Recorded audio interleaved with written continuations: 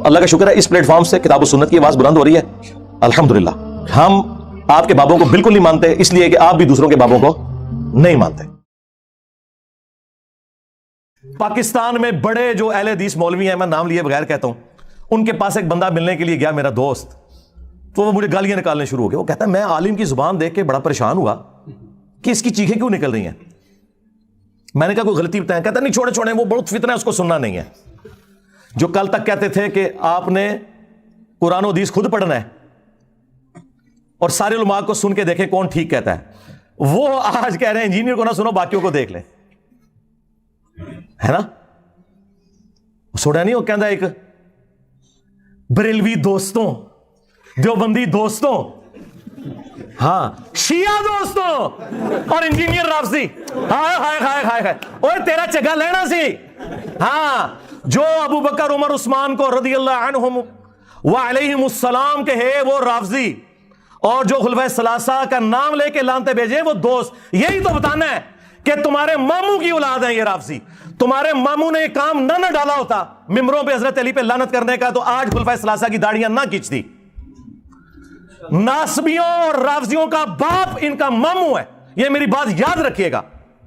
یہ good کاپ bed کاپ آپ کو پتا نا پولیٹیشنز کرتے ہیں, یہ سب کچھ ان کے ماموں کی وجہ سے ہوا ہے.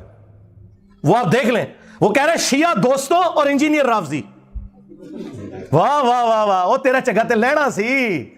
چیخ, تیری چیخیں میں انجوائے کروں گا, ہاں انشاءاللہ تعالی. میں تو بوتلیں نہیں پیتا, میں سادہ پانی کا گلاس ساتھ رکھ کے نا اور گھر کے بنے ہوئے چپس کھاتے ہوئے تمہاری چیخیں انجوائے کرتا ہوں.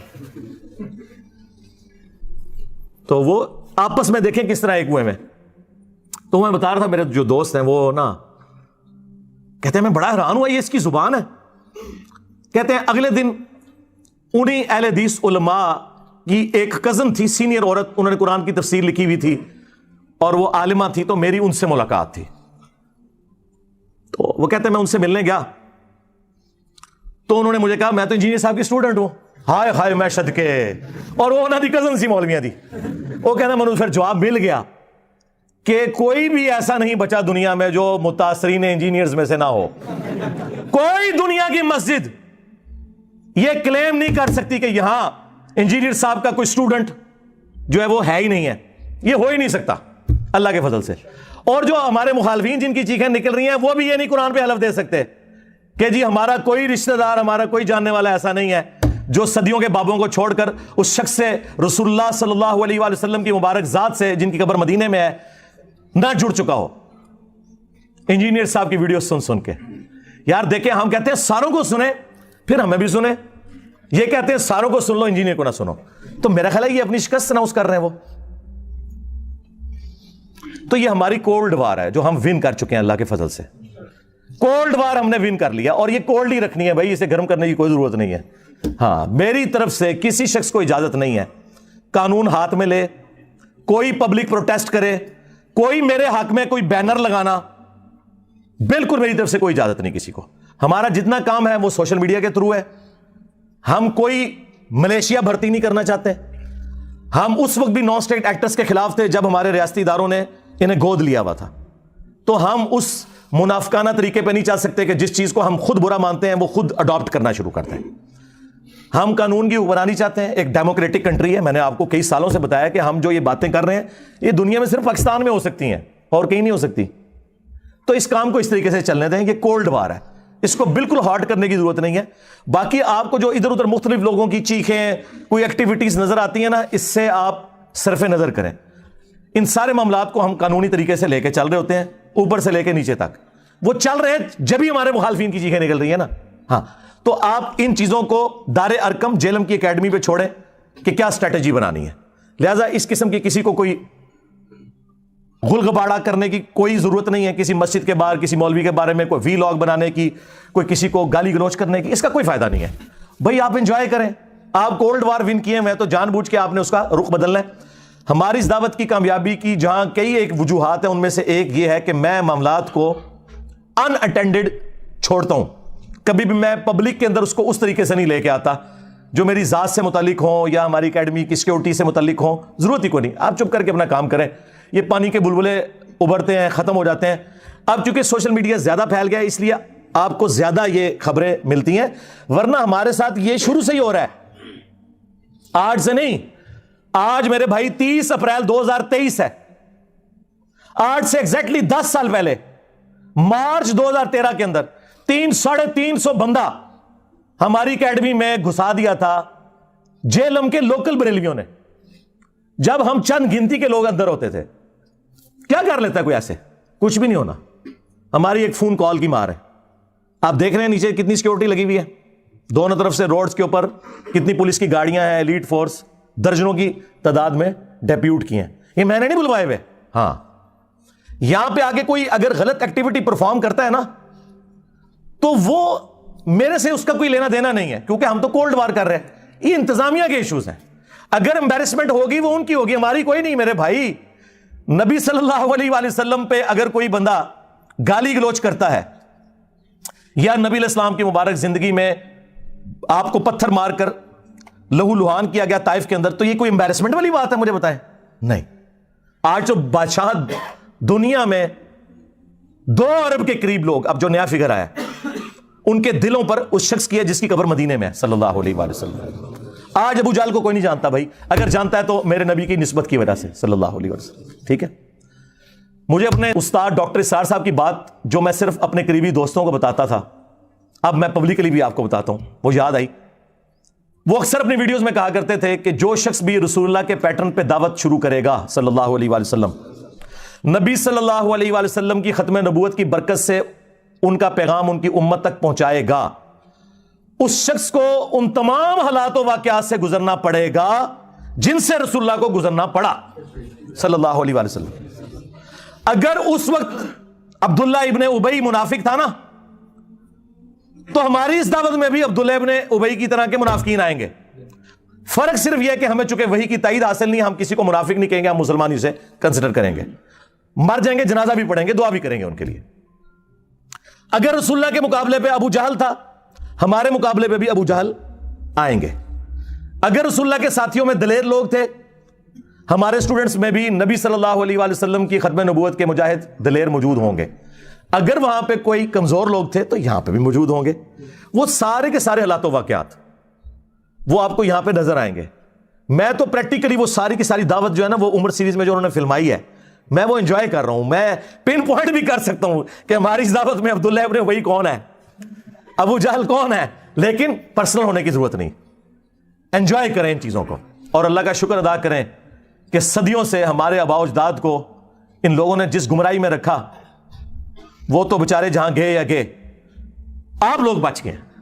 جس طرح وہ آپ کو پتا ہے جب نبی علیہ السلام مکے میں داخل ہوئے تو حضرت ابو سفیان رضی اللہ تعالیٰ عنہ کی جو بیوی تھی ہند رضی اللہ تعالیٰ عنہ، مسلمان ہوگی، صحابی ہیں، تو انہوں نے کس طرح وہ بت گرائے اور پھر وہ روئیں، اور انہوں نے کہا کہ مجھے سمجھ نہیں آ رہی کہ میں اس بات پہ روؤں کہ میں اپنے باپ اور بھائیوں کے قتل کا بدلہ محمد سے نہیں لے سکی، یا اس بات پہ روؤں کہ میرے باپ اور بھائی نبی صلی اللہ علیہ وسلم کی محافظت کرنے کی وجہ سے جہنم کی آگ میں جل رہے ہیں۔ اس وقت تو حق کھل گیا ان پہ، لیکن اس سے پہلے وہ نبی صلی اللہ علیہ وسلم کی دشمنی میں آپ سے بدلہ لینے کے لیے اپنے باپ اور بھائیوں کا تیار بیٹھی تھی۔ اللہ نے قسمت بدل دی۔ آپ بھی ان کی طرح اس چیز پر خوش ہوں کہ ہمارے آباء و اجداد جہاں بھی گئے وہ اللہ کے سپرد، لیکن کم از کم اللہ تعالیٰ نے ہمیں اور ہماری آنے والی نسلوں کو اس شخص کے ساتھ جوڑ دیا جس کی قبر مدینے میں ہے صلی اللہ علیہ وآلہ وسلم۔ یہ تھوڑی کامیابی ہے تو میرے بھائی یہ کولڈ وار ہے، ٹھیک ہے۔ ان کے پاس کوئی بہانہ نہیں ہے ہمیں زیر کرنے کا، اللہ کے فضل سے۔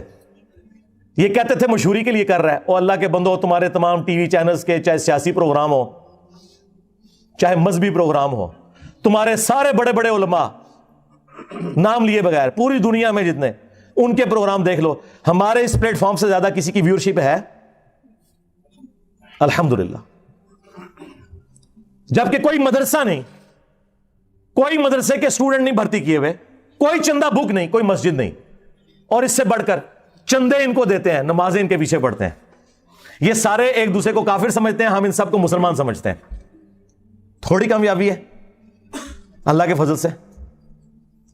تو یہ کولڈ وار ہے, ہم ون کر رہے ہیں, ہمیں کوئی ضرورت نہیں ادھر ادھر اپنی ایکٹیویٹیز میں پڑھنے کی, ٹھیک ہے. رہ گئے قانونی معاملات, وہ صرف جیلم اکیڈمی دار ارکم نے دیکھنے ہیں.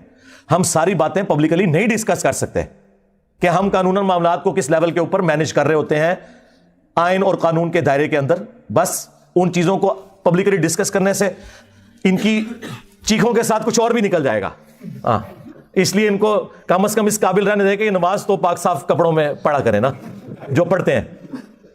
تو اس لیے نا ان چیزوں کو پبلکلی ڈسکس کرنے کی ضرورت نہیں ہے. آپ لوگ اپنا کام جاری رکھیں جس طریقے سے بھی ہے, کوئی ایکسٹرا جوڈیشل ایکٹیویٹی پرفارم نہیں کرنی. تو یہ دعوت میں جو اس قسم کے معاملات آتے ہیں نا, یہ آتے ہیں.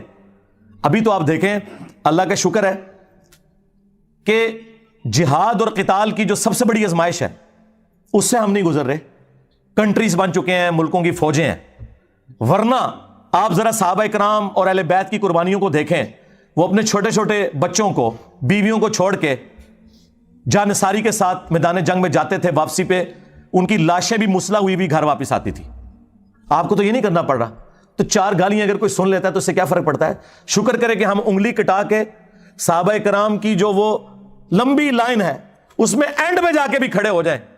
اہل بیت کی قربانیوں کی جو لائن ہے اس میں اینڈ میں بھی جا کے کھڑے ہو جائیں, انگلی کٹا کے شہید بن جائیں. تو اور کیا چاہیے؟ ٹھیک ہے. تو ہمیں تو ان تکلیف سے بھی نہیں گزرنا پڑ رہا اس لیول کی. ان لوگوں کا غصہ بالکل جینون ہے. جب یہ بند گلی میں آ چکے ہیں تو غصہ نہ کھائیں تو کیا کریں؟ مجھے بتائیں, جو بریلوی دیوبندی اہل حدیث اور شیعہ کو نگاہیں نہیں اٹھانے دیتے تھے اور کہتے تھے ہم ڈیفائن کریں گے کون عاشق رسول ہے, آج دیکھیں بھیگی بلی میرے سامنے بنے ہوئے ہیں, مجھے کلیریفیکیشن دے رہے ہیں چشتی رسول اللہ کی. ہائے ہائے, کبھی آپ لوگوں نے سوچا تھا یہ دن بھی آئے گا؟ وہ دیوبندی جو کہتے جی ہم حق 4 یار کے ماننے والے ہیں, آج ہم انہیں بتا رہے ہیں کہ بھائی تم حق 4 یار کے ماننے والے نہیں ہو, تم صرف 3 یاروں کے ماننے والے ہو, وہ بھی صرف زبانی حد تک. اصل میں تم اپنے ماموں کے ماننے والے ہو. ہاں, اگر حق 4 یار زندہ باد ہے تو حق 4 یار کے خلاف کھڑے ہونے والے زندہ باد نہیں ہو سکتے. ہاں, سمپل ہے. رہ گئی ان لوگوں کی صحابیت, عزت وہ اپنی جگہ ہے. ہاں, ہم رافضی نہیں ہیں, ہم عمار ابن یاسر والے شیعہ ہیں.